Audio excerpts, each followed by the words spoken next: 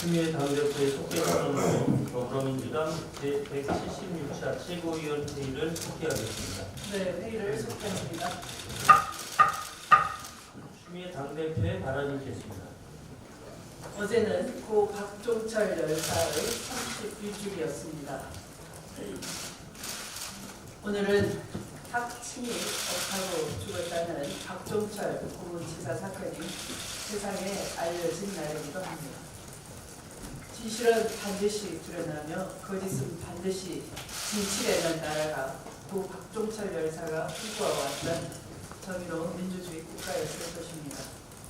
30년 전 6월 항쟁이 결국 노태우의 당선으로 귀결되었지만 지금의 헌법을 남겼고 이 헌법은 박근혜 대통령의 탄핵 심판을 제도적으로 뒷받침했습니다. 30년 후 촛불혁명은 문재인 대통령의 선출로 정치적인 승리를 거뒀고 이제 30년 만에 개헌을 통한 헌법적 완결을 요구하고 있습니다. 자유한국당이 전두환과 노태우의 후예들이 아니라면 30년이 지난 지금 국민의 요구인 개헌을 가로막을 수는 없을 것입니다. 우리는 박종철, 이한열 열사를 비롯한 수많은 민주 열사들이 피와 눈물로 이뤄낸 민주주의의 정신을 기리며 아직도 반성하지 않고 있는 반민주 세력들의 자성을 촉구하는 바입니다. 청와대가 어제 권력기관 개혁안을 발표했습니다.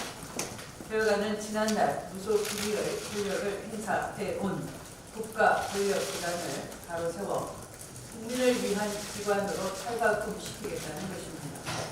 지난날 권력기관들은 집권 세력의 등에 없거나 충실한 손발이 되었을 뿐 한 번도 국민의 편에 서지 않았습니다. 그 과정에서 어떠한 견제 장치도 없었던 탓에 권력기관들은 그 권력을 부여한 국민 위에 오히려 불리해왔던 것입니다. 검찰은 최순실 국정농단 사태에 한 주역이 된 바 있고 국정원 정치 개입을 한 바 있고 또한 경찰은 백남기 농민 사망 사건으로부터 책임을 져야 하는 기관입니다. 이렇게 견제와 감시를 받지 않고 촛불혁명의 원인 제공 기관으로서 국민을 억압하거나 탄압한 주권자 위에 군림해온 권력기관을 제자리에 돌려놓아야 하는 것입니다.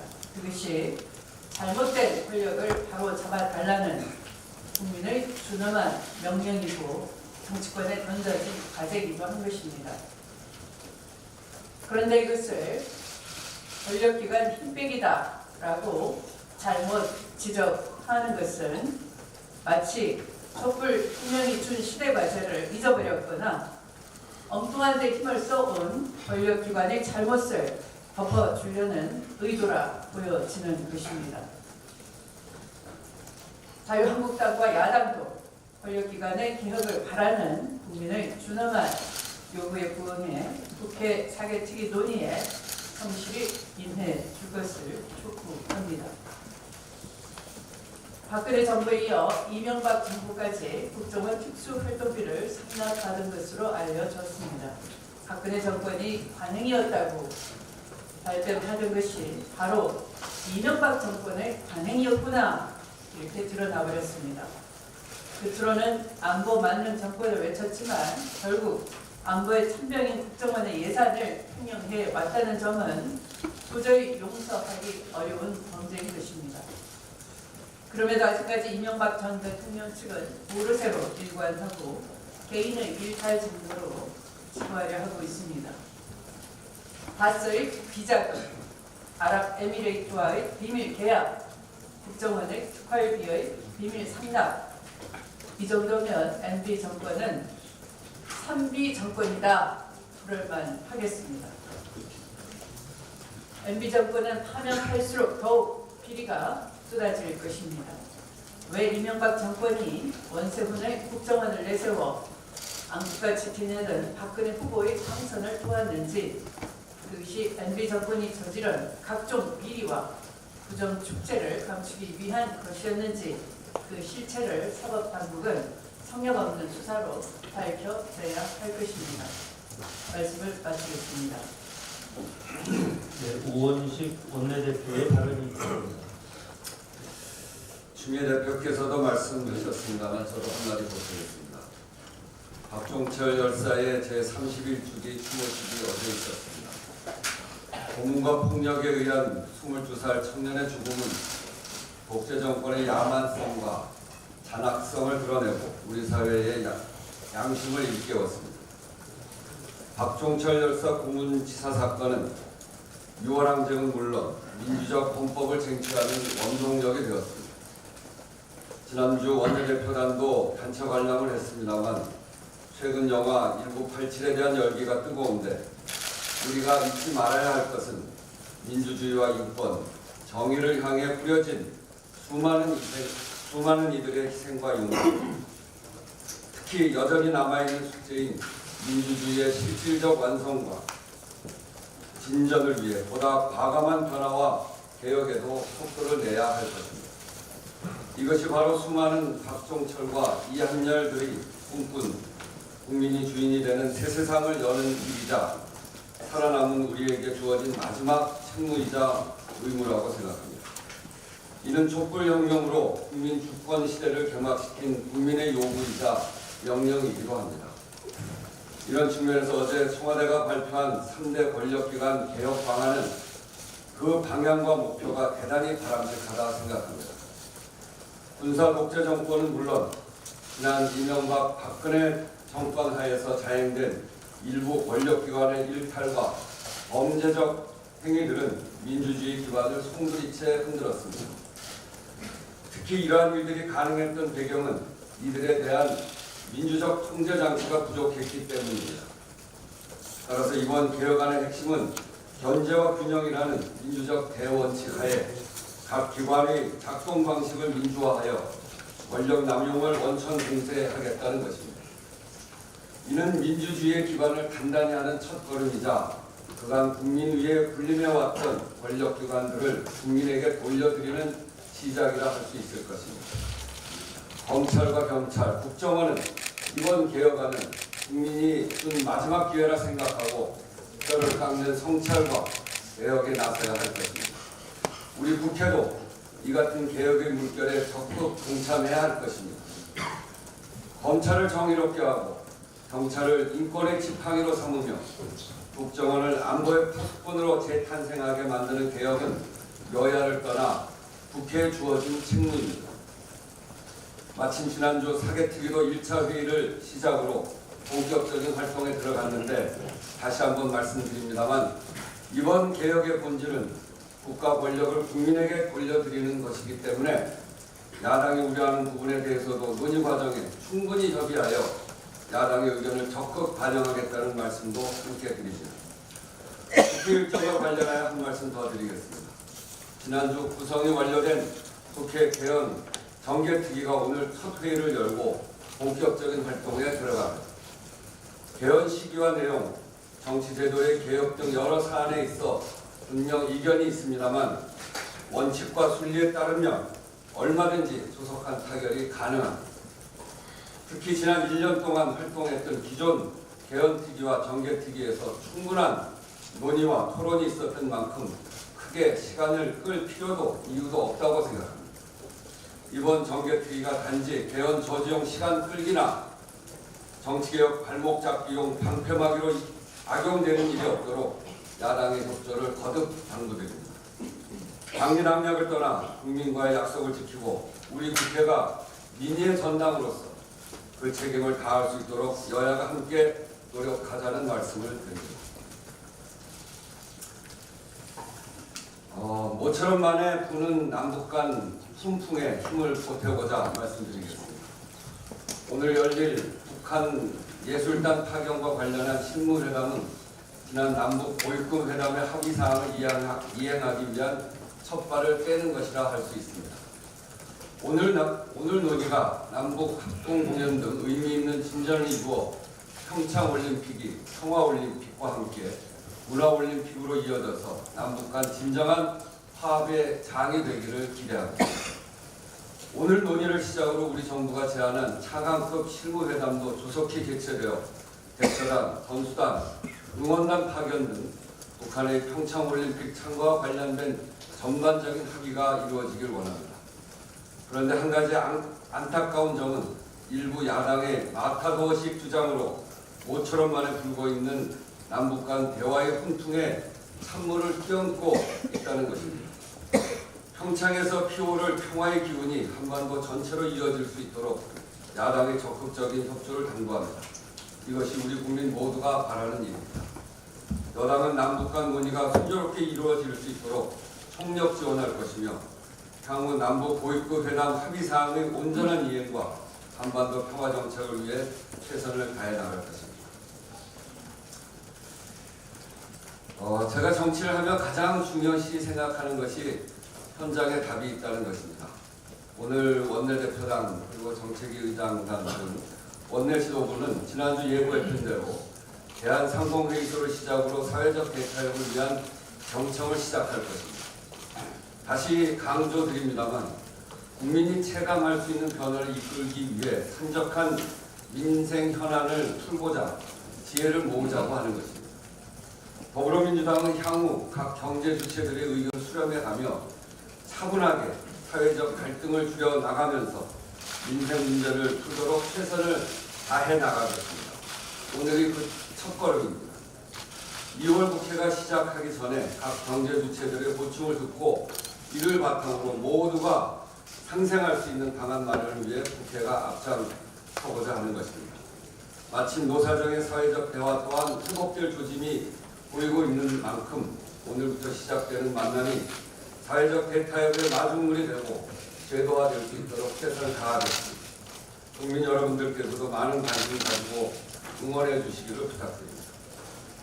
마지막으로 한 가지만 더 말씀드리겠습니다.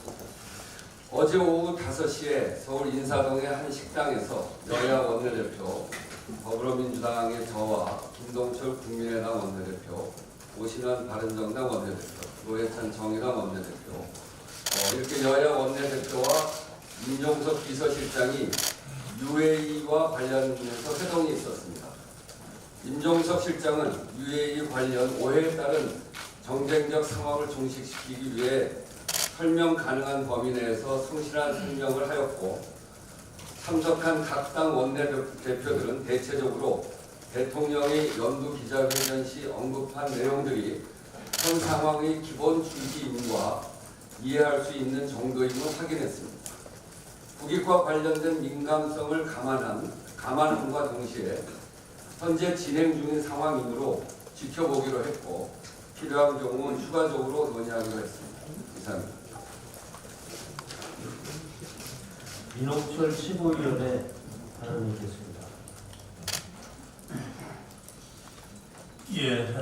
부동산 가격 급등과 관련 한 말씀 드리겠습니다. 최근 강남 서초를 비롯한 강남 4구 아파트값이 계속 오르고 있습니다. 2008년 금융위기 이후 10년 만에 가장 큰 폭의 상승세라고 합니다. 대치동이나 잠실의 일부 아파트는 한 달 새 1억에서 2억 원씩 올랐다는 보도도 나오고 있습니다. 하지만 이는 개발 호재나 재개발 이슈가 있는 지역이 상승을 주도했다는 점에서 국지적 현상이라 할 수 있고, 전국적으로는 안정세에 들어섰다고 합니다. 강남 지역 집값 급등은 실수요를 넘어선 투기 수요가 가세, 재건축 고가 아파트를 중심으로 과열 지역이 보이고 있습니다. 국지적 현상이라고는 하지만 주변 지역으로 확산을 야기할 수 있으므로 기민하게 대응할 필요가 있습니다. 부동산 탈세 행위가 없는지 자금 출처 조사를 동원하고, 실제 거래인지 아닌지 아파트 자전거래 여부에 대한 실태 조사를 실시하는 등 단속을 강화하여 투기 세력에 대한 엄정한 조치를 취해야 합니다. 과열이 지속될 때는 보유세 방화 등 추가적인 대책도 국민생활 전반에 미치는 영향을 종합적으로 고려한 가운데 추진할 필요가 있습니다. 무엇보다도 중요한 것은 서민 주거 복지를 위한 부동산 정책을 흔들림 없이 추진하는 것이라고 할 것입니다. 문재인 정부는 파리 부동산 대책 등을 통해서 매매 시장의 안정을 도모하고 무주택 서민에게 5년간 공공임대주택을 포함한 총 100만 원 공급을 추진하는 등 주거복지 로드맵을 발표하여 주거복지 정책에 대한 강한 의지를 갖고 있습니다. 더불어민주당은 지난 대선에서 국민들에게 약속한 공공임대주택의 공급 확대, DSR 도입, DTI, LTV 강화를 비롯한 대출 관리, 도시재생 사업 추진, 전월세 상한제와 계약갱신 청구권 단기적 도입, 부동산 보유세 상향 등 공약을 지키기 위해 최선의 노력을 다할 것입니다. 집값을 안정시키려는 정부와 집값 상승을 바라는 집주인들의 기싸움도 한층 치열해질 것이라고 이야기를 합니다. 하지만 정부는 국지적 현상인 강남 집값을 안정시킴과 동시에 서민주거 안정이라는 목표를 놓쳐서는 안 됩니다. 또한 임대료 상승으로 인한 국민들의 고통을 해소하기 위해서 강남 집값보다 더 중요한 임대주택 공급, 전월세 상한제와 계약갱신 청구권 도입 등을 조속히 준비해야 할 것입니다. 더불어민주당은 정부와 함께 서민주거 안정 대책을 차질 없이 진행될 수 있도록 지원을 아끼지 않을 것입니다. 이상입니다. 네, 박범계 최고위원의 발언을 듣겠습니다. 네. 어제 조국 민정수석께서 권력기관 개혁의 방향에 대해서 국민들께 소상한 설명을 드렸습니다. 자유한국당의 반응이 가이드라인을 제시한 거 아니냐라는 그런 또 사개특위를 해서 무력화하는 거 아니냐는 그런 반응인 것 같아서 한 말씀 드리고자 합니다. 절대 그런 것은 아니고요. 이미 지난 6월 달에 국정기획자문위가 있었고요. 거기서 권력기관 운영에 관한 대강의 로드맵이 발표가 됐습니다. 아시다시피 국정원이라든지 검찰, 경찰 이러한 기관들은 행정부 소속 기관입니다. 행정부 소속 기관의 운영 방침에 관한 운영 철학에 관한 내용들이기 때문에 대통령을 보좌하는 수석비서관이 당연히 관심을 갖고 입장을 국민들께 설명하는 것은 지극히 당연한 것입니다. 집행부서인 각 장관이 한 것을 왜 안 했느냐 이렇게 탓할 수 있겠습니다만 아시다시피 법무부, 검찰, 국정원, 경찰은 권력기관 개혁에 관해서 서로 이해가 모순되거나 상충될 수 있는 여지가 있습니다. 그 기관 수장들을 청와대에 불러 세워가지고 얘기하는 것이 마땅치 않다는 얘기입니다. 그런 측면에서 국가 원수이자 행정수반인 대통령을 대신해서 민정수석 비서관이 권력기관 운용의 방향과 철학을 설명하는 것은 온당한 처사라고 생각되기 때문에 이 점에 대한 자유한국당 또 장태원 사개특위 간사의 이해를 구하는 말씀을 드렸습니다. 감사합니다. 네, 이것으로 회의를 비공개로 전환했습니다. 언론인 여러분.